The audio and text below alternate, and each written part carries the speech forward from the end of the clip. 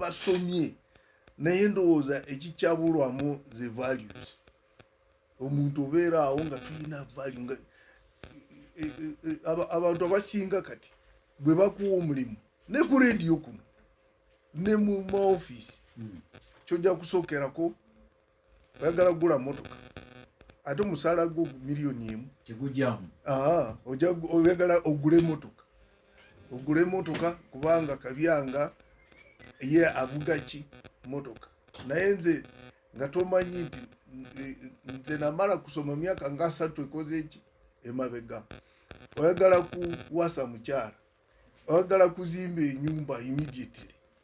ate nga tomanyi nti bano babiina probably bakoze kumala emyaka naye yagala kubanga Dr. Lulumi ate tomanyi kiki kirala Dr. Lulumi kyakola kati awo ne mulimu n'abagagga waledda naye ng'ate obuli bw'embuzi balayika babulemeddemu andi kati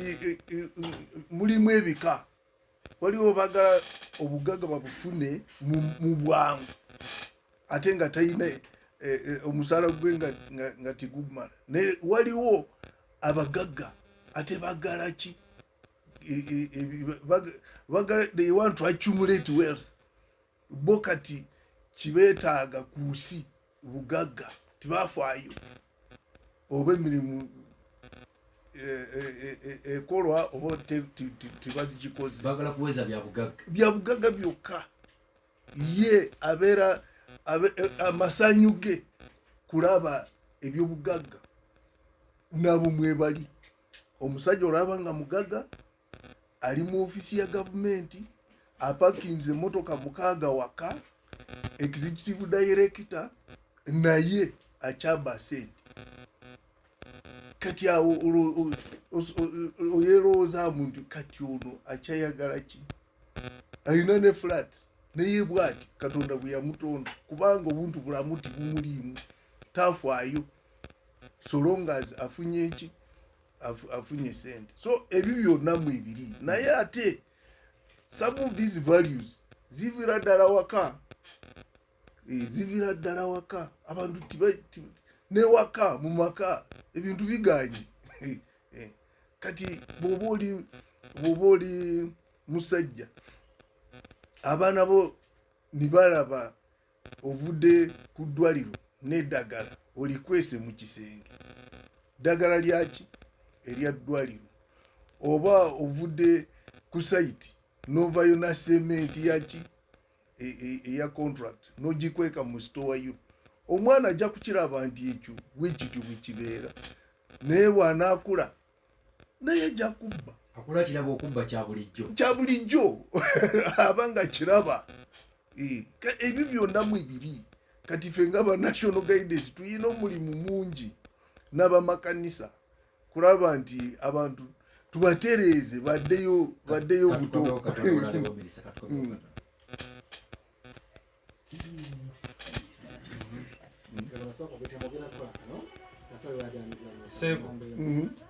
Nagakuba obuwumbi 8 n'oleeta mese akozi tukuleetera bazzuka kati yandikoze naye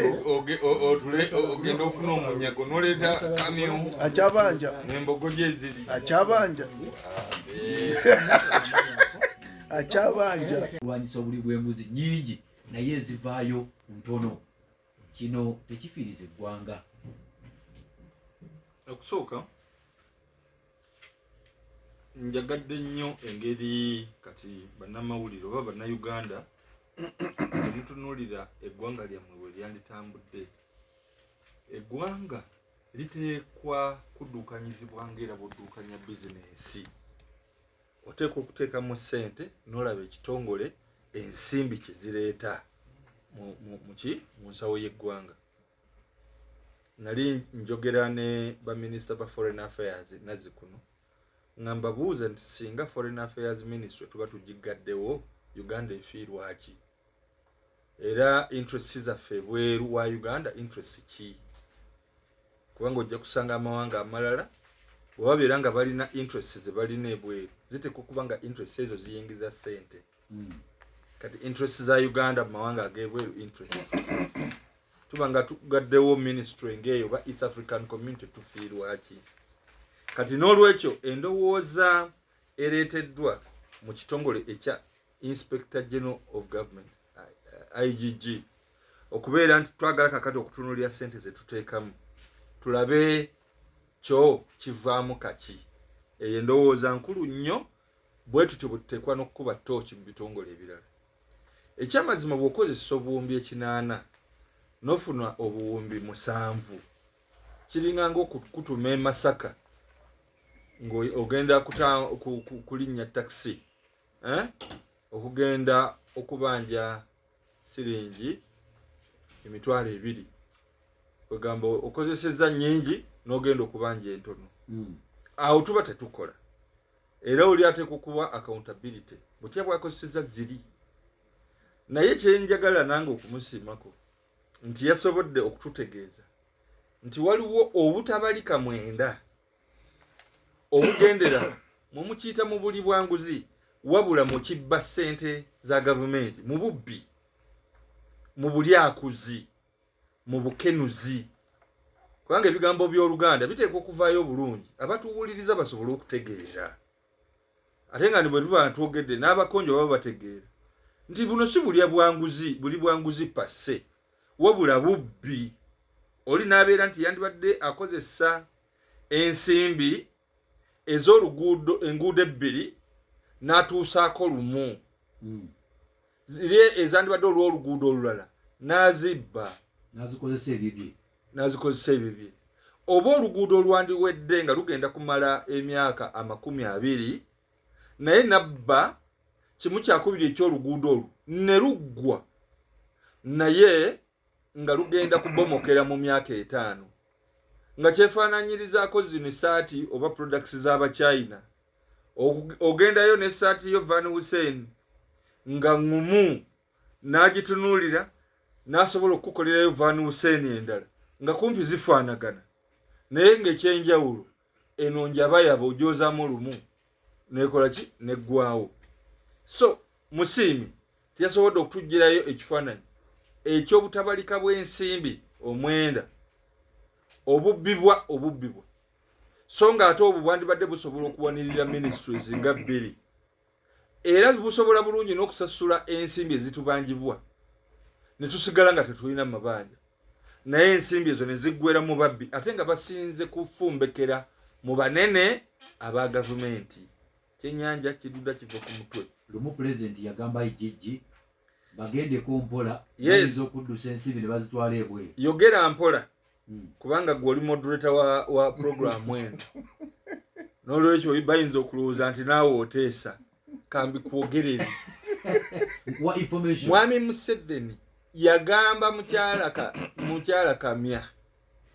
jawa akajanja abasajja abo be babbi baffe bwe babba ssente mbu baziteeka wano era ffenaffe tukiraba bwe babba ssente tebaziteeka mu mabanka wabula bajja waffe kyaggwe kugula ttaka ne bagula buli kabanja obalaba abawuuzuma bagendeeyo mu zaabu kugoba abantu wali ttaka wali ebyamaguzi so nga tebasobodde kukola makolero bantu balala mwe banaakolera abo si babbi baffe abo babbi baabwe bennyini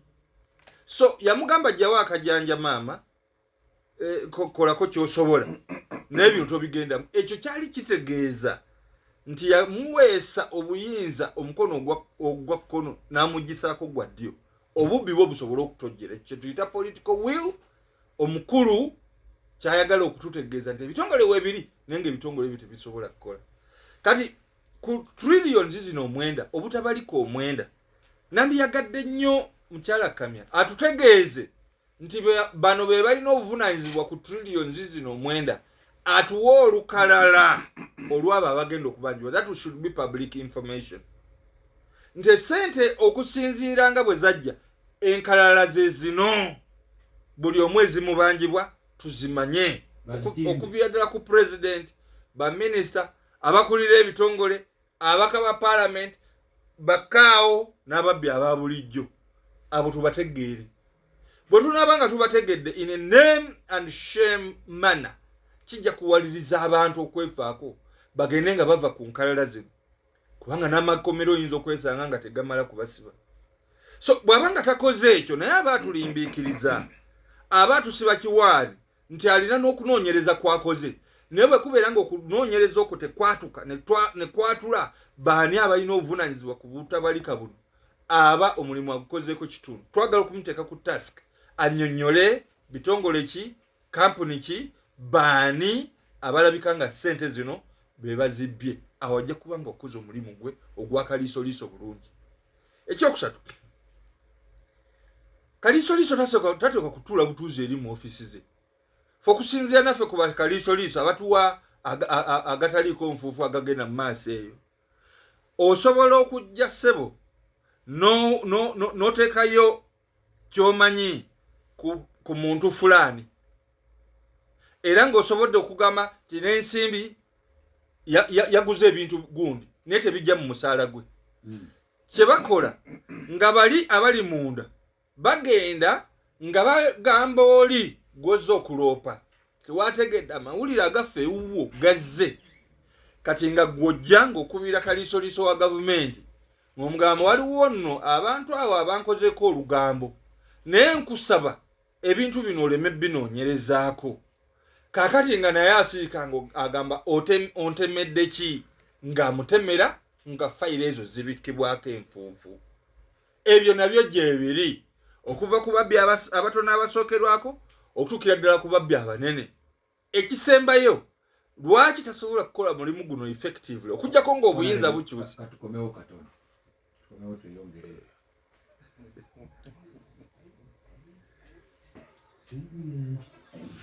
Tumaliriza ku nsonga mbadde nkuwa ensonga ey'okuna erobeera kaliisoliiso wa gavumenti okukola omulimu gwe obulungi y'ensonga ey'okutiisibwatiisibwa kubanga bali bajja ne bamugamba munnange twalwana omuggo gubeera gwa natema tegubeera gwa nalonda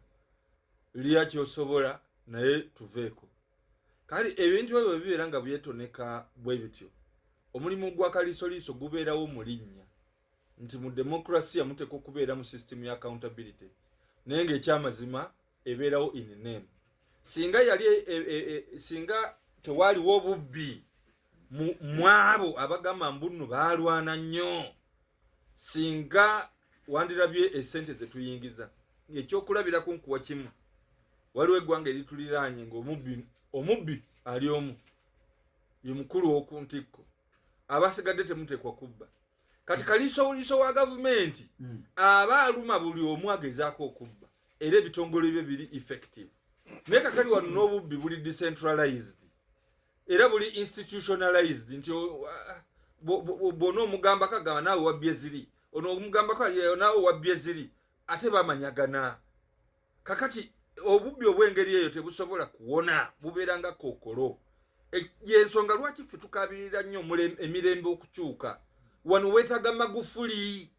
mu myaka 5 gyokka n'okubeera tegyawera. Magufuli yali asitampinze ensi ye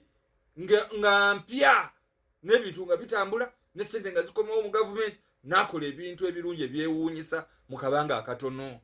Tweyanze Honorable Minister ekyokuddira abajaasi ne babanoonyerezaako separately oba bokka ne bateerawo pote eyaabwe kino tekiisanyalaza omulimu gwa kaliisoliiso ogw'okunoonyereza n'okuzuula n'okumalawo obuli bw'enguzi. Kasooke ntegeeze abatuwuliriza eno ofiisi ya kaliisoliiso si agency ekola ssente nti bagiteekawo okugenda kukola ki ssente bagenda kunoonyereza kati kubanga twatandiise nti bamuwa bilioni 8 n'ajjayo bilioni 7 ye si agency ekola ki ekola ssente tugiwa ssente kunoonyereza obuli bw'enguzi kati tuli bamukisa ndi at least mu kunoonyereza bagyemu ezo bilioni 7 ate n'endala zikyaliyo. Kati ku by'abajaasi bino president yamugamba omanyi kati ebitongole ebinoonyereza bingi tuyina kaliisoliiso wa gavumenti tuyina State House Anti-Corruption Unit tuyina CMI tuyina CID tuyina park eya parliament, tuyina kosase, byonna bitongole bikola omulimu gwe gumu, bikola omulimu gufaanagana. Guyinza kubanga nga si gwe gumu naye guko bikola ki gufaanagana, kubanga ye Kaliisoliiso ekimwawula ayina na powers ez'okukola ki za prosecution ez'okutwala abantu mu mbuga z'amateeka ye kennyini nga takozesezza CID oba DPP, ye kennyini agenda mu kooti, naye ebitongole ebirala tibiyina ki obuyinza obwo. So bikola omulimu gufaanagana. Kati bwe yamugamba bano abajaasi oba oyagala kubanoonyerezaako at least kolagana naki na CMI, kubanga nakyo kitongole nakyo kinoonyereza ku bintu ebiringa ebyo. Awo kiba kubanga yagala abajaasi bayina engeri zaabwe n'amateeka gaabwe agali mu UPDF Act and whatever. So yamugamba kolagana n'ekyo kitongole kya CMI kubanga nakyo kitongole kinoonyereza. Bw'oba oyagala kunoonyereza ku mubaka wa parliament, ne IGG kennyini tayinza kuyingira mu parliament n'atandika kunoonyereza kwani ku Dr. Lulumbe. Asooka wa sipiika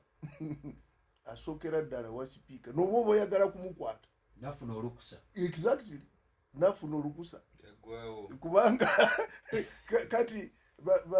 abamemba ba parliament fe basinga bw'oba oyina manerenda kunoonya osula ne mu parliament kubanga tayinza kukola ki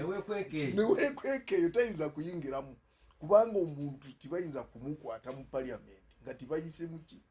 mu sipiika. Kati n'ebyo nabyo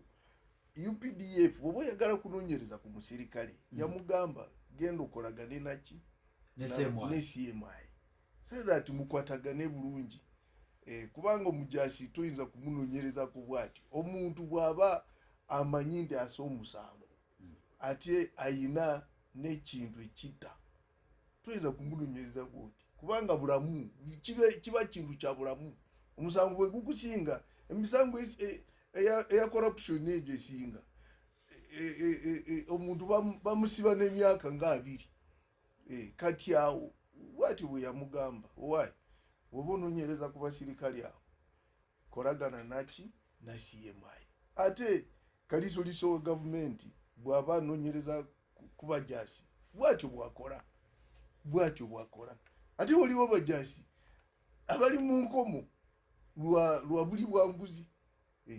nga babanoonyerezaako mu sisitimu yaabwe ey'amagye bali makindi nga buli bwanguzi.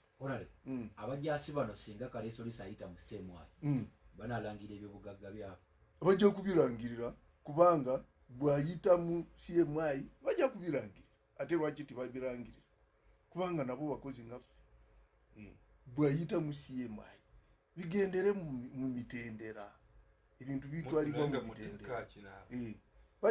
Bakozesa tteeka ki? Bakozesa tteeka ki? Amateeka wegali obviously. Ateeka ligamba nti oyita mu CMI biragiro bya president gabeera mateeka. Ebintu ebyo tuteekwa bimanyira Honorable Kabyanga. Omukulu principal wamwe mu mugambe nti ekikola ku munnamagye kyekikola ne ku civilian kyekikola ne ku administrator nga ggwe kyekikola ne ku political leader. Ekintu ekyokulowooza nti n'amagye go gasobola okukola ebyago ekyo tekibeera kiba teki-establishinga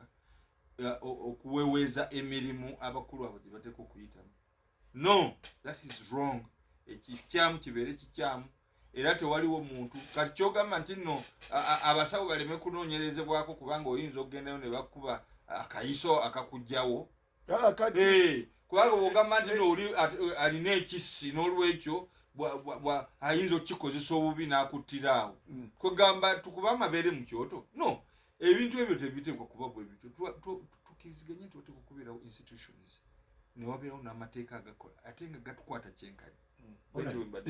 Gavumenti etyaki abantu bano okunoonyerezebwako ng'abalala bwe kikolebwa kuba etteeka bwe ligamba? Tiwali kutya kubanga tiwali agambye nti timubanoonyerezaako, naye abagambye bw'oba obanoonyerezaako kolagana naki na CMI okolagane nabo so that buli kimu kibeere nga kiri mu mitendera mirungi. kolagana nabali then okole ki ononyereze Alright. kyekyo kyokka kati tiwali tiyagambye nti abajasi bange mubaleke kubanga bo tiwali muntu asobola kubanonyerezaako naye bagambye kolagana ne CMI amuwadde what to do kati ndowooza ne bit kamya bwati wajja kukola nga tumaliza ku nsonga eyo kiki ekiri emabega awo kubanga etteeka liragira omukozi wa gavumenti public servant anoonyerezebweko ebyobugagga bimanyibwe naye pulezidenti akugamba abasirikale genda mu CMI alina kyakweka kubanga obubbi n'obukenuzi bw'ensimbi businze nnyo okwetonekera mu magye n'ebitongole ebikesi ati Honorable Kabyanga wuno Minister Mulamba akubuulire classified expenditure bwetambula oba ye ng'omuntu yali agifunyeko accountability anywhere in the cabinet ate awo wali ensimbi n'ababaka ba parliament babagamba tebatunulayo okujjako ba chairpersons ab'obukiiko aka budget aka finance ndoza n'abalala abatonotono ndoza bebatunula mu classified expenditure kwegamba ebeera awo ne mugitunulire mulabe ng'obadde ogaye classified expenditure egenda kukendeera wakiri ebitundu 5 ku buli 100 oyinza okuzimba amalwaliro n'amasomero mu mwaka gumu kakati awo ezo tewali ayagala kalisoliso ng'otunulirira ezo zitunulira oti n'ebintu ebirala bingi nnyo mu ebyo bye twandibadde tugula simanye ebyanankani masasi bomu biki bukesi obutaliyo ebyo tebifaananako bwe bityo naye nga kakati omwami Julius omwami dokita ono kati olaba n'ebitongole ebiri byenguzi abe tebadde muzisooka kakomeo katono tumalirize n'ensonga ko mu nsonga za DP katono nnyo mu dakiika emu-bbiri ebibadde mu FDC byokya kati ate nammwe muzeemu era bwe nkulaba n'engamba minisita Kabyanga akusekedde n'okusekerera n'agamba aba DP era bazeemu aseke leero nange ngabana ku kasekoke kubanga ekitongole ekiramuzi kyaddaaki kyalabye ebikolobero Norbert Mao n'akakiiko kebeerondoba nga bali eggulu mu kye bayita delegates conference gundi Justice Philip Odochi yasobola bulungi nnyo okuba ebitulituli era n'agamba nti kalondebwa mu bukyamu kalondebwa mu bumenyi bw'amateeka nakuvoola constitution ya kibiina era naffe ne tukuba gudigudde kubanga nze naddala nagana okugenda eggulu nga mmanye ebijja okubeerayo bannaffe abo baagenda ne balondoba abantu ne babatwala eggulu mu kye bayita delegates conference ate nga yali convention ne bagamba nti no bagenda kulonda tebaalonda oli yaleeta buleesiti bamuyita Mutenyo n'asomera abaali bamuwuliriza nti bano be balondeddwa ekyo si kye tukola mu Democratic Party baali balowooza nti basobola okwekweka naye abantu abo abaagenda ne basasula ssente ne babawa ne lisiiti ne bayingira ku lukalala lwabo abagenda okuvuganya tebakkirizibwa kuvuganya kati omumwe muli muganda waffe Bendicto Kiwanuka galiko yagamba nedda kambatwale mu kkooti era yeewolereza yekka nga talina na puliida ng'oluyi olw'abamawulu lulina puliida n'abakuba kyabugazi era kkooti ne declaringa nti kyebakola tekyali mu mateeka enjuba agizimba mu lutobazi kyozimbye mu lutobazi tekiwangaalayo kikola pusinga n'ekyo kikolwa national executive olwandolondebwa eggulu lwandolondebwa mu mateeka terwalondebwa mu mateeka lwakola pusinze katulina national council yeyokka esobola okubeera in charge ne taking a decision nekola decisions oba okusalawo ku bukulembeze obugenda okuddirira ati bannaffe badde bapalapalanya ate kakati omulamuzi teyagambye nti twalondebwa mu bukyamu kasol ekintu okizimbira ku bukyamu kibeera kikyamu era kiba kigenda kukola pusinga kati ani president wa DP kakati tewaliwo president wa DP kubanga abadde akyeyita president wa DP eyagamba nti yalondebwa eggulu kati kooti yakikwashinze basobola okukola ekintu kimu kugenda kwerwanako mu kooti of appeal naye bwe babeera nga balowooza nti balondebwa mu butuufu kooti teyasaze ebituufu tebagenda mu appeal ffe balabe kye tugenda okukola era njagala okukoowoola bannadipi bonna gye muli tuteekwa okwetegeka okukwata ebitebe byaffe n'okuzzaawo obukulembeze ekyo kitukubisa gudde ekibiina kyaffe ekyali kaakati kiserebye nga kirina mu nkwawa z'abano bannaffe aba NRM kigende ne mwami Mao ffe kigenda kudda engulu aba DP mweteketeke okukwata ekibiina kyaffe tugende mu maaso aba DP bazeemu obadde wano ng'obasikirira kati nze nga minisita w'ebyokulungamya eggwanga kinkola bubi kulaba nti ebibiina ebyandibadde nga biwabula gavumenti biri mu kulwana kinkola bubi nnyo nga minisita w'ebyokulungamya eggwanga bwe mufunamu tufunamu naye ebyokufunamu ate tibinsanyusa twandibadde nga tufunamu nnyo nga tulina ebibiina ebiwabula gavumenti nga biri mu kwezimba DP kibiina kikulu nnyo kya myaka 1995 mukamawo kyatuga naye kati bano abazijuzi bagenze nga bakola ki nga bakyawula nga balwana kati nze nga minisita w'ebyokulungamya eggwanga tikinkola bulungi nyagala bano FDC DP minisita kiriza nkutume gwe wange kiriza nkutume gera mu cabinet ogambe mwami Mao ekibiina kyaffe akijjeko eviviri akitadde ku bulago kati nga kooti ate zakulira kubanga ye minisita bwe zasazeewo nti yalondebwa mu bukyamu n'olukiiko lwe akkirize ebyavudde mu kooti agende aweereze President Museveni NRM atuleke ekibiina ky'abajjajjaffe kigere mu maaso n'okubawabula kati mwami Julius olaba Dr. Lulume MP mubaka wa parliament naye takyayogera ne president we yagenda kati ebitulekawa antakiriziganya n'oli byakola obutakiriziganya kintu kya bulamu kya butonde kintu kya butonde tiwali bwolaba abantu abakiriziganya ku kintu kimu musi muno abo baba tibayina tibamanyi kigenda mu maaso butakiriziganya kya butonde naye kyetaaga ne muba nga timukiriziganya mufune middle ground ng'abantu muzimbe ekibiina tunamulumba nyagala ebibiina ebiwabula gavumenti ebivuganya gavumenti byezimbe naffe tufune competition ekiganya ebibiina byaffe okwezimba omukulu akimanyi nti bakozesa ababadde abakulembeze baffe ne bafukamira mu bulago bw'ebibiina byaffe